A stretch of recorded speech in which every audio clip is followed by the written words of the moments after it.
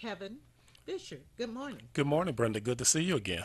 Good to see you. Good to see you in your green shirt. What does it say? Green, it says, I care for someone living with mental illness, and green is the color for mental illness. Right. A lot of people, especially black people, you know, don't want to buy into the mental illness thing. They don't think it's real. They think somebody's just having some issues, Exactly. and there's a stigma. There is. And the stigma is the largest barrier preventing people from getting the help that they need. Mental illness knows no color, race, religion, political affiliation. Mental illness affects Right, everyone. because Donald Trump. Possibly. I don't Well, know his diagnosis, but Well, he's a narcissist, and also he always says, "Oh, so and so likes me. They love me. They this and that." There's something has to be wrong with that. well, some people, like you said, are narcissistic and they have a need to feel love or a need to self promote. Oh, okay. Well, I'll include him in the politicians with mental illness, and but you're absolutely right. There are people in all walks of life who may be experiencing that too, right? Very much so.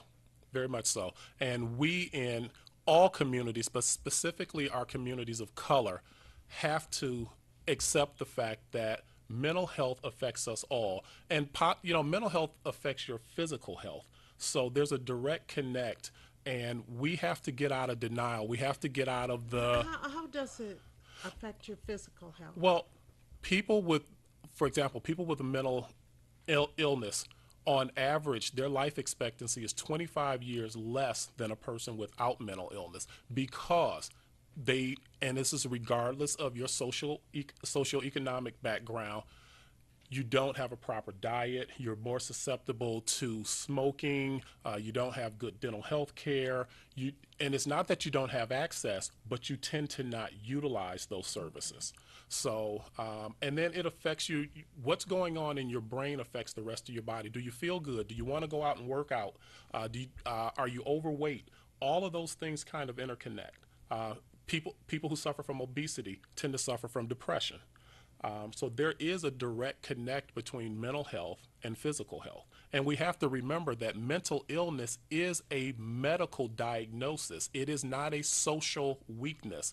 And we have to change that mindset because that's our biggest problem. That's the stigma that prevents people from getting the help that they need.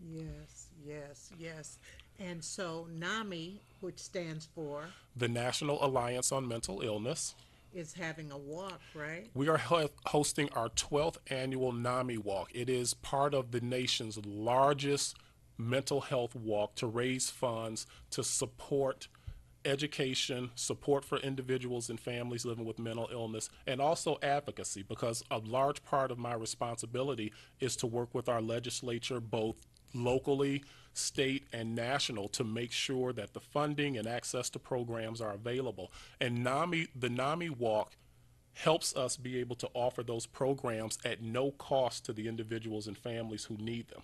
So individuals or families, Yes. they can contact NAMI. Yes.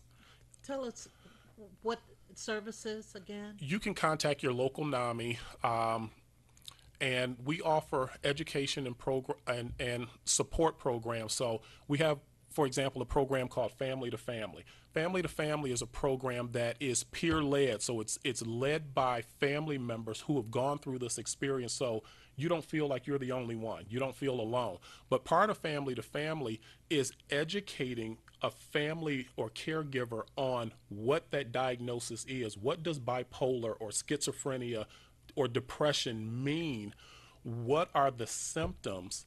How can you help that person living with it? And also, how do you take care of yourself? Because it's emotionally and physically draining to care for someone, whether it's someone living with mental illness or you're caring for your parents or a sick child.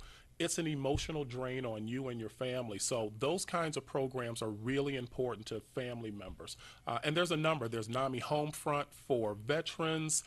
There's a new program called Ending the Silence for high school age young people to get away from that stigma that mental illness is a weakness. What about those high school age young people?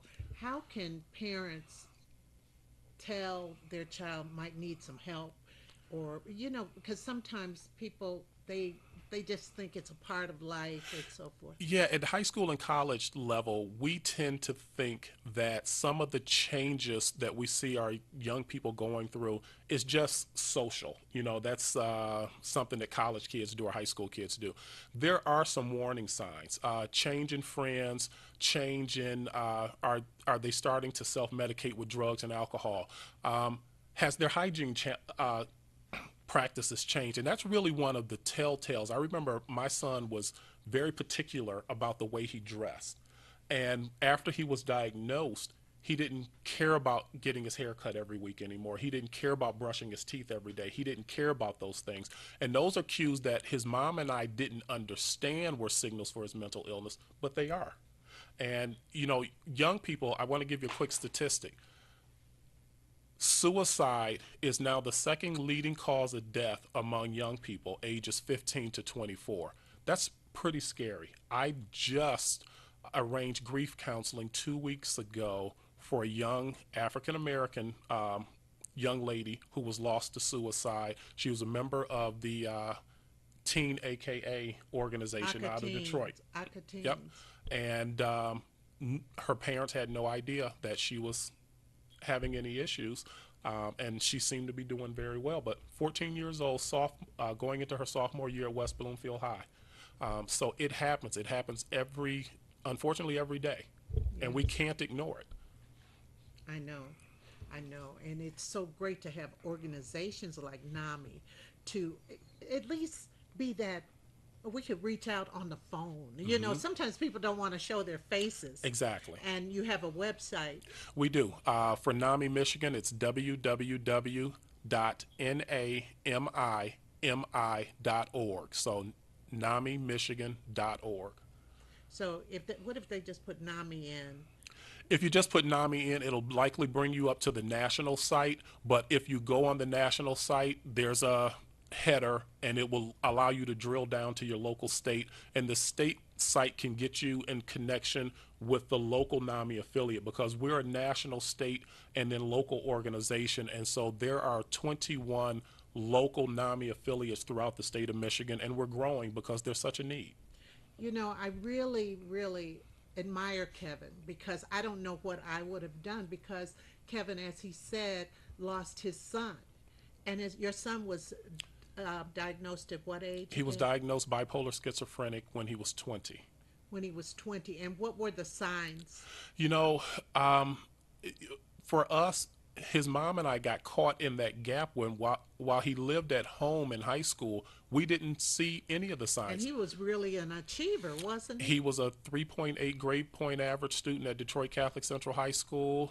He was away on a academic scholarship playing football and baseball, and he was a high achieving young man, but we didn't notice any of the symptoms when he was at home. He was diagnosed when he was away as a sophomore in college. And you have taken the mantle up. Well, absolutely. And fought against losing anyone for something that is preventable is just unacceptable to me. And it is the simple stigma of mental illness that prevents us from getting the help. And quite frankly, that's just unacceptable. We have to look at mental illness as a medical diagnosis, not a weakness, and get the help, because you can live a pretty normal life. Right. But you got to get help. We have a quick call before we end this segment. Good morning.